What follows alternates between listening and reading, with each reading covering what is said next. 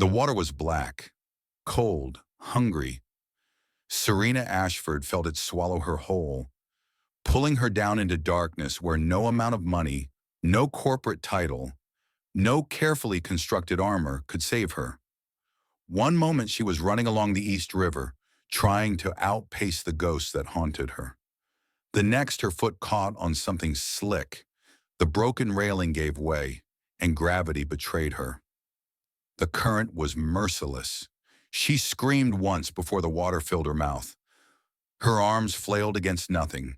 Her designer running shoes became anchors dragging her deeper.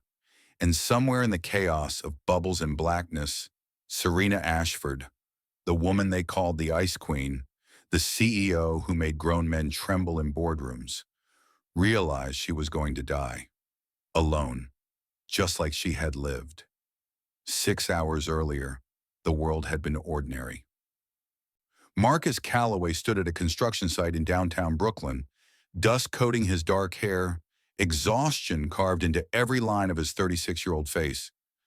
Once, he had been an architect with a promising career, but that was before Bethany died, before he learned that ambition meant nothing when you had a 3-year-old daughter who cried for her mother every night. He had traded drafting tables for hard hats, less money but more time with Rosie. That was all that mattered now. His phone buzzed in his pocket. A photo from his neighbor, Mrs. Patterson. Rosie grinning at the camera, holding up a crayon drawing labeled Daddy and Honey Bear. He smiled, the first real smile of his day. At pickup time, Rosie launched herself into his arms, her worn stuffed bear clutched tight against her chest. Honey Bear had been a gift from her mother, the last gift, given 3 days before the accident that took Bethany away forever. 4 years now. 4 years of sleeping on one side of the bed. 4 years of cooking dinner for 2 instead of 3. 4 years of watching his daughter grow up without the woman who should have been there for every milestone. "Daddy," Rosie said as they walked toward the river. Their tradition, their escape from the too-quiet apartment. "Can I ask you something?" "Anything, princess." She looked up at him with eyes far too wise for 7 years old. "If Mommy sent someone else down from heaven to love you and me, would you let her in the door?" Marcus stopped walking. His little girl had a way of saying things that knocked the breath right out of him. "I don't know, Rosie." She nodded seriously, as if she had expected this answer. "I think Mommy would be sad if you kept the door locked forever. She told me so. In my dream." Across the river in Manhattan, Serena Ashford was tearing apart another presentation. 33 years old, the youngest CEO in Ashford Dynamics history, a tech empire she had built from the ashes of her parents' legacy. Literally from ashes, though no one in that boardroom knew the full truth. The bound report hit the mahogany table with a sound like a gunshot. "This is what you call a strategy." Her voice was ice. "An intern could have done better." 12 executives avoided her gaze. They had learned not to challenge her, not to question, not to do anything that might draw the attention of those cold green eyes. She dismissed them with a wave, all but one. Dominic Vance lingered, 44 years old. Silver threading through his dark hair, a smile that never quite reached his eyes. He had been with the company longer than anyone. 25 years since before the fire that killed her parents. Chief Operating Officer now, her second in command, her shadow. "Impressive as always, Serena." His voice was silk over steel. "But I wonder sometimes, how long can you keep wearing that mask?" She turned slowly. "Excuse me?" "Nothing." He straightened his cufflinks, still smiling. "Just thinking out loud. Everyone has a past, you know, and the past has a way of catching up." He left. Serena stood alone in the empty boardroom, her hand unconsciously rising to touch her shoulder blade, the place where her blazer hid what she never let anyone see, the scars, the memories, the fire that had taken everything when she was 10 years old. Dusk painted the East River in shades of amber and rose. Marcus sat on a bench while Rosie chased ducks along the water's edge. He pulled out his wallet, looked at the photograph tucked inside. Bethany laughing, her hair caught by the wind. The last picture he had taken of her. She had been a journalist, investigative reporting. In the weeks before she died, she had been working on something that consumed her, something she refused to discuss. "I don't want to put you and Rosie in danger," she had said when he pressed her. "The less you know, the safer you are. Trust me, Marcus. When I have proof, I'll tell you everything." 3 days later, her car was crushed by a truck that ran a red light. The driver was never found. Marcus had spent 4 years blaming himself for not pushing harder, for not demanding answers, for letting her walk into danger alone. He closed the wallet, swallowed the grief that never seemed to fade. That's when he heard the scream. His head snapped toward the sound. A woman, running along the path from the opposite direction, had slipped on the muddy bank. The broken railing gave way. She disappeared into the black water. Marcus was moving before he could think. "Rosie, stay here, don't move!" He hit the water at a full sprint. The cold was a physical blow. It stole his breath, locked his muscles, tried to drag him under. But Marcus had grown up swimming in rough waters off the Jersey shore. He fought through the current, searching, reaching. His fingers touched something. Hair, floating like dark seaweed. He grabbed, pulled. She wasn't moving. He fought his way to shore, dragging her dead weight through water that seemed determined to keep her. His arms screamed, his lungs burned, but he didn't stop. The bank was muddy, slippery. He hauled her up, rolled her onto her back. She wasn't breathing. "No, no, no, no." CPR. He had learned it years ago. Never thought he would use it. Compressions. 1, 2, 3. Rescue breath. Again. Again. Rosie stood 10 feet away, clutching Honey Bear, tears streaming silently down her face. She didn't scream, didn't cry out. She just watched, the way children watch when they have already seen too much death. "Come on," Marcus begged. "Breathe." One more compression, one more breath. The woman convulsed. Water erupted from her lungs. She coughed, gasped, her eyes flying open and meeting his. Green eyes, wild with terror, beautiful even now. For one suspended moment, they simply stared at each other. Two strangers bound by something neither understood. Then she was crying, shaking, clutching his soaked shirt like he was the only thing keeping her tethered to the earth. "It's okay," he whispered, holding her. "I've got you. You're safe." Rosie approached slowly, Honey Bear dripping river water. "Daddy saved you," she said softly. "He's good at saving people." A pause, her small face grew serious. "Except Mommy, but that wasn't his fault. She told me so in a dream." The woman, Serena, though Marcus didn't know her name yet, looked at the child with something like wonder. "What's your name?" Serena managed, her voice raw. "Rosie, and this is Honey Bear.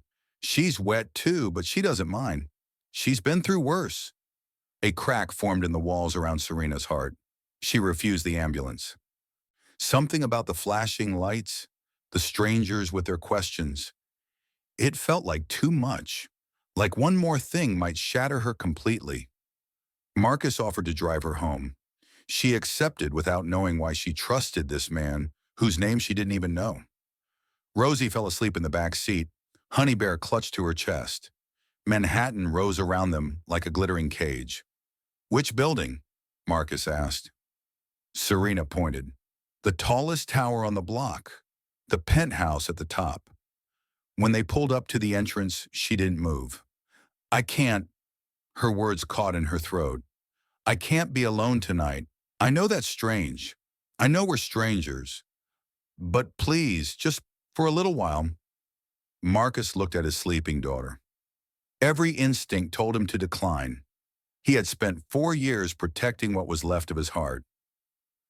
But this woman's eyes looked exactly like his own, the eyes of someone drowning even when they're on dry land. "Okay," he said, "I'll stay."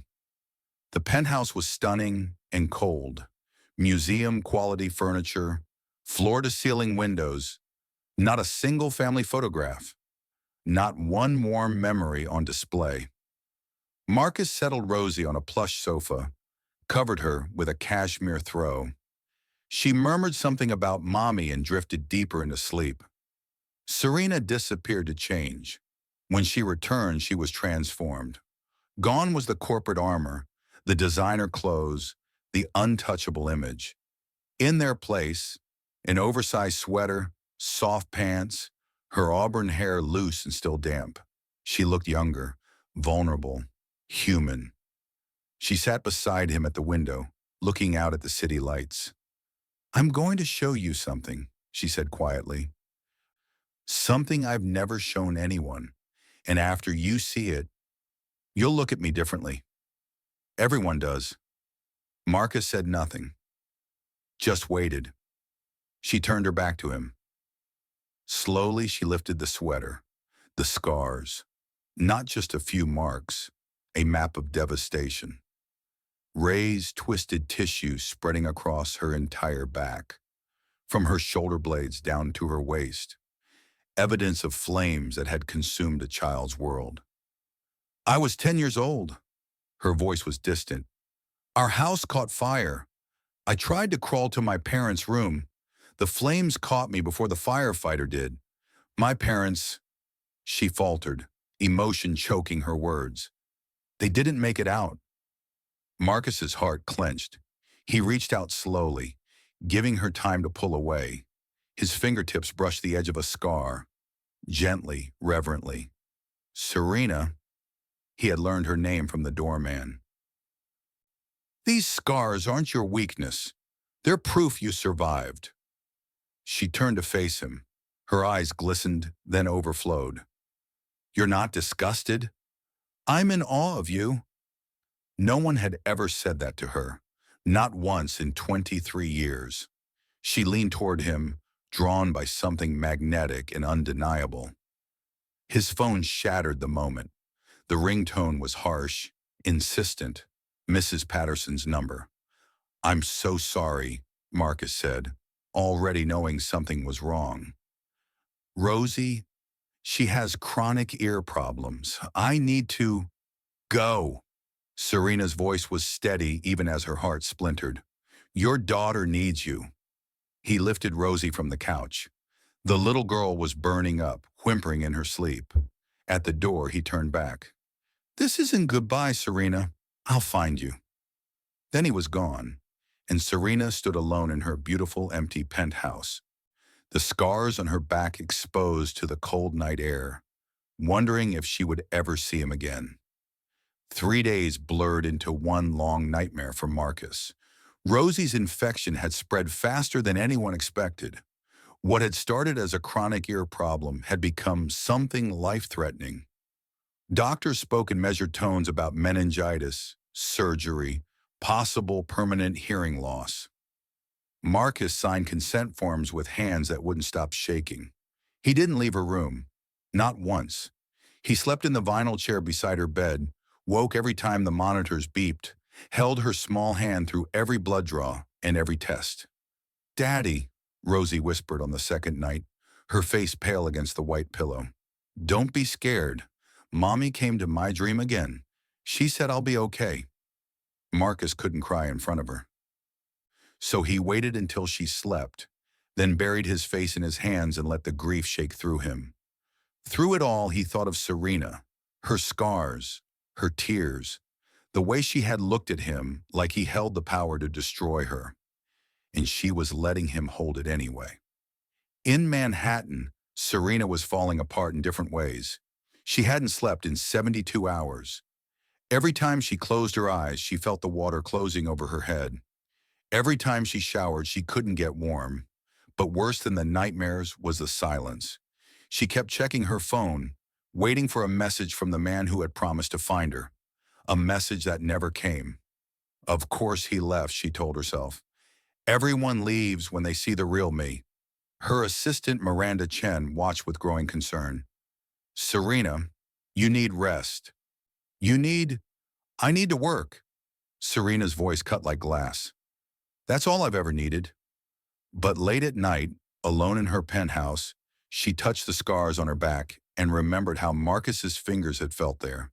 Gentle, reverent, like she was something precious. On the fourth night, she couldn't take it anymore. Serena drove to Brooklyn, to the hospital Marcus had mentioned in passing. She wore jeans, a simple coat, no makeup. Unrecognizable as the CEO who commanded empires. At the pediatric ward, she asked for Rosie Calloway. The nurse smiled softly and pointed down the hall. Serena's heart pounded as she approached the room. Through the slightly open door, she saw them. Marcus slumped in the chair beside the bed, dark stubble shadowing his jaw, exhaustion carved into every line of his face. And Rosie, small and fragile against the white sheets, her tiny hand tangled in her father's hair as she slept. A dam she hadn't known existed finally gave way inside Serena's chest. This was love, real love, the kind that sat in uncomfortable chairs for days, the kind that held small hands through pain, the kind that would burn down the world for one sleeping child. She must have made a sound because Marcus stirred, his eyes open, found her standing in the doorway. And then he smiled. Not the polished smile of businessmen she knew, a real smile, tired and relieved, and genuinely happy to see her. You came, he whispered. I had to know she was okay. Serena's voice was barely audible. And I had to know you were. They stepped into the hallway to talk. The fluorescent lights buzzed overhead. I'm sorry I disappeared, Serena said. I'm not good at this, at letting people in. Everyone who's ever seen the real me has run away. Has what? Left.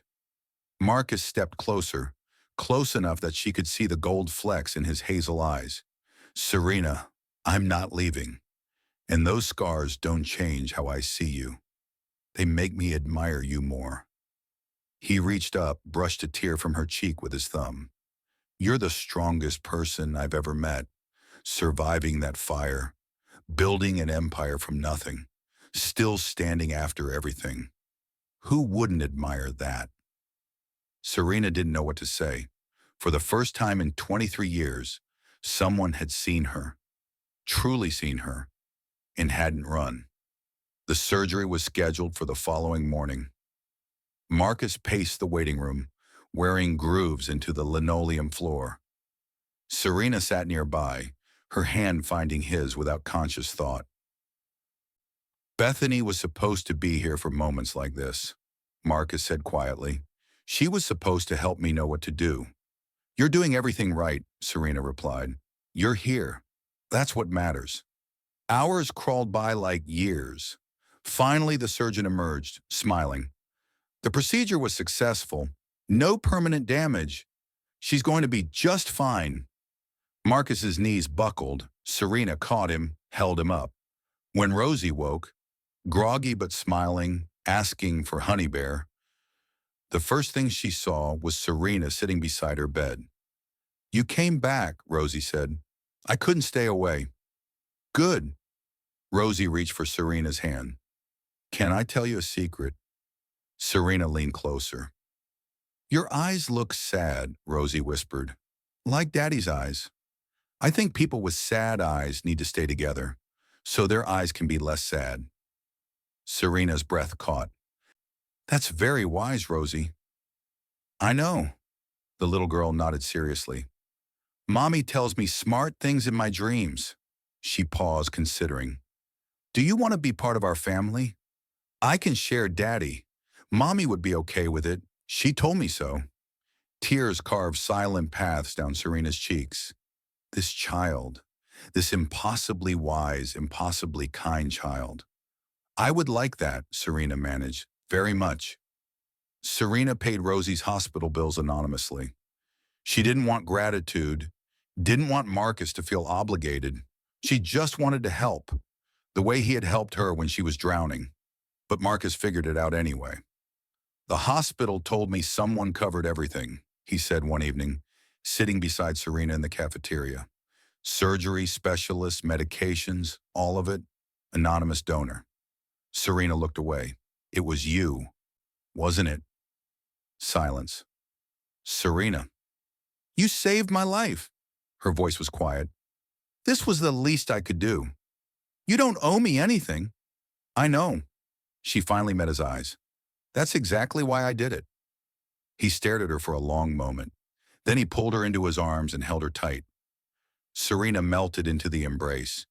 23 years of isolation, all of it dissolving in the arms of a man she had known for less than a week. 1 month passed. Beautiful, fragile, healing weeks. Rosie was home, healthy, louder than ever. She had started calling Serena Rena and demanding bedtime stories featuring princesses who slayed their own dragons. Serena came to Marcus's small Brooklyn apartment twice a week. She tried to cook, failed spectacularly, and Rosie ate everything anyway, declaring it better than pizza. One night, Marcus found Rosie's latest drawing on the refrigerator. 3 figures, a tall man, a woman with flowing hair, a small girl holding a bear. Daddy, Rena, and me, Rosie had labeled it. Our family. Marcus stood in the kitchen alone, staring at that drawing, feeling something he thought he had buried with his wife. Hope. Then the article appeared. Dominic Vance had been patient, strategic. He had waited until Serena let her guard down, until she was distracted by this new attachment, until she was vulnerable. The headline blazed across business news sites, From Ashes to Empire, the tragic origins of Ashford Dynamics Ice Queen. The story was detailed, too detailed. Photos of the burned house where Serena had lost everything. Speculation about how childhood trauma had shaped her cold, calculating leadership style. Analysis of how her scars might explain her inability to form human connections. The comments section was vicious. Ice Queen makes sense now. Fire made her cold. Wonder what those scars really look like. No wonder she's alone. Who would want damaged goods? Serena read them in her office, hands shaking so hard she could barely scroll. 23 years of armor. 23 years of building walls so high that no one could ever hurt her again. And some journalist with too much access had torn it all down. She knew who was responsible. Dominic's fingerprints were everywhere. The timing, the detail, the precision of the attack. But knowing didn't help. The walls went back up, higher than before. She stopped answering Marcus's calls, canceled their dinners, threw herself into work 18 hours a day, punishing herself for the weakness of letting someone in. Miranda tried to reach her. Serena, please, the people who matter don't care about... There are no people who matter. Serena's voice was frozen steel. There never were. I forgot that for a moment. It won't happen again. Meanwhile, in his corner office at Ashford Dynamics, Dominic Vance received a phone call. Sir, we've identified the man spending time with Miss Ashford. Marcus Calloway, construction manager, widower. Dominic's hand tightened on the phone. Calloway. The name hit him like a bucket of ice water. His wife, Dominic said slowly. What was her name? Bethany, sir. Bethany Calloway. She was a journalist who died in a car accident 4 years ago. Dominic's knuckles went white. Bethany Calloway. The reporter who had gotten too close. The loose end he thought he had tied up permanently. And now her husband was circling Serena Ashford. Coincidence. Dominic didn't believe in coincidences. Find out everything about him, he ordered. Everything. He hung up and stared out at the Manhattan skyline. The past, it seemed, was determined to catch up with him.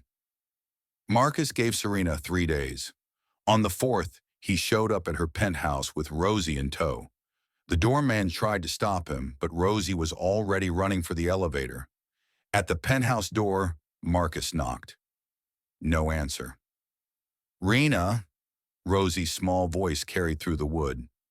"It's me. Rosie, I brought Honey Bear because you might need to hug something soft. She doesn't mind being squeezed hard. She's used to it." A long pause, then the door opened. Serena looked terrible. Dark circles under her eyes, hair unwashed. Still wearing the same clothes from days ago. But before she could speak, Rosie launched herself forward, wrapping arms around Serena's legs. "Don't disappear again," the little girl said fiercely. "We missed you. Daddy missed you. He didn't say it, but I could tell because his eyes got sadder." Serena dropped to her knees, holding Rosie tight, tears falling silently. Marcus stepped inside and closed the door. "You don't have to do this alone," he said quietly. "Whatever happened, whatever they wrote, it doesn't change who you are. Let us stand with you." "The article?" Serena's voice splintered. "Everyone saw. Everyone knows I'm broken." "Knows you're what? A survivor? Someone who lost everything and still built an empire?" Marcus knelt beside her. "The people who matter don't see your scars as weakness. We see them as proof of how strong you've had to be." Rosie looked up at Serena with absolute certainty. "Scars are like maps," she said seriously. "They show you went through hard places and still found your way home." A pause. "You found your way to us. Don't get lost again, okay?" Serena pulled the little girl closer, weeping openly now. The last of her defenses finally collapsed. That night, Marcus told Serena everything. They sat in her penthouse while Rosie slept on the couch, and he told her about Bethany, about the investigation his wife had been conducting before she died. "I found her files," he said, his voice rough. "For 4 years, I couldn't touch her things. The pain was too raw. But after the article came out, after I saw what Dominic was doing to you, something told me to finally look. To open the boxes I'd sealed away." He handed Serena a folder. "What I found changed everything." She opened it, read the first page, the second. Her face went white. "She was investigating the fire," Serena whispered. "My fire. The one that killed my parents." "It wasn't an accident, Serena." The words hung in the air like a death sentence. "What?" "Your father was about to expose someone. Embezzlement. Fraud. He had evidence that would have destroyed careers, sent people to prison. So someone made sure he never got the chance to talk." "Who?" Marcus's jaw tightened. "A young executive at your father's company. Ambitious, ruthless. Someone who's been by your side for 25 years, watching you rebuild everything he destroyed." Serena's hands shook so hard the papers rattled. "Dominic. Dominic Vance killed your parents. And when Bethany got too close to the truth," Marcus faltered, "he killed her too. Made it look like an accident. Just like the fire." The room tilted. One man. One monster. He had murdered her family, stolen her childhood, left her with nothing but scars and loneliness. And then he had done it again. Killed the woman Marcus loved. Left a little girl without a mother. The same hands, the same evil, destroying both their lives. "I called the FBI," Marcus said. "They've been building a case. They need your help, Serena. They need you to be brave one more time." She looked at him, at Rosie sleeping peacefully on the couch, at the family she had almost lost before she even knew she had it. "He took everything from us," she said quietly. "Both of us. Then let's take it back. Together." 2 weeks of preparation. The FBI worked around the clock, compiling evidence, coordinating with prosecutors, preparing for the moment when everything would come to light. Serena threw herself into the work. She gathered documents from company archives. She recorded conversations. She built a case 25 years in the making. Marcus was beside her every step, And Rosie, sweet, wise Rosie, seemed to understand that something important was happening.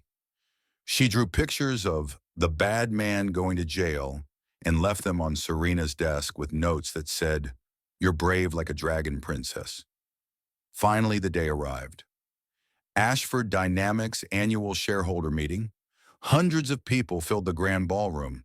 Press cameras lined the walls. Board members sat in the front row. Investors from around the world watched via live stream. Dominic Vance stood at the podium, smooth and confident, preparing to deliver the quarterly report. He had no idea what was coming. Then Serena walked in. She wore a dress with an open back. The scars were visible, every twisted line, every mark of the fire that should have killed her, exposed to hundreds of staring eyes. The room fell silent. She walked straight to the stage, took the microphone from Dominic's hands. "Before Mr. Vance continues," she said, her voice steady, "I have an announcement." Dominic's smile flickered. Something cold slithered through his eyes. 25 years ago, my parents died in a house fire. I was the only survivor.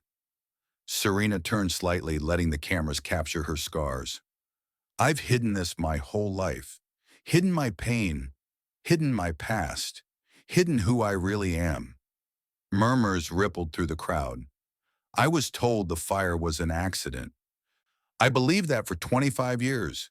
She paused. "I was wrong." The massive screen behind her flickered to life. Documents, police reports, financial records, emails. "Dominic Vance set that fire," Serena said clearly. "He murdered my parents to protect himself from my father's investigation into his crimes. He has been a killer walking free in my company for a quarter century." Dominic lunged toward her. "This is insane. This is slander. You have no—" "And 4 years ago," Serena continued, her voice rising over his protests, "when journalist Bethany Calloway began reinvestigating the fire, Dominic had her killed too. Made it look like a car accident." The room erupted. Dominic's face went gray. The doors burst open. FBI agents in tactical vests flooded the room, moving with practiced precision through the chaos of screaming shareholders and flashing cameras. "Dominic Vance," the lead agent's voice cut through the noise, "you are under arrest for 2 counts of murder, arson, and conspiracy to commit murder." They handcuffed him on the stage, in front of hundreds of witnesses, in front of live television cameras. As they dragged him past Serena, Dominic snarled, "You think you've won? You're just a broken little girl who got lucky. You've always been nothing." Marcus stepped onto the stage, stood beside Serena, took her hand. "She's not broken," he said calmly. "She's the strongest person I've ever known. And you're going to spend the rest of your life in prison, remembering that she's the one who put you there." The agents pulled Dominic away. The room erupted in applause. Serena stood in the spotlight, tears streaming down her face, her scars exposed to the world. And for the first time in her life, she didn't feel ashamed. She felt free. 6 months later, the courtroom was packed for the sentencing.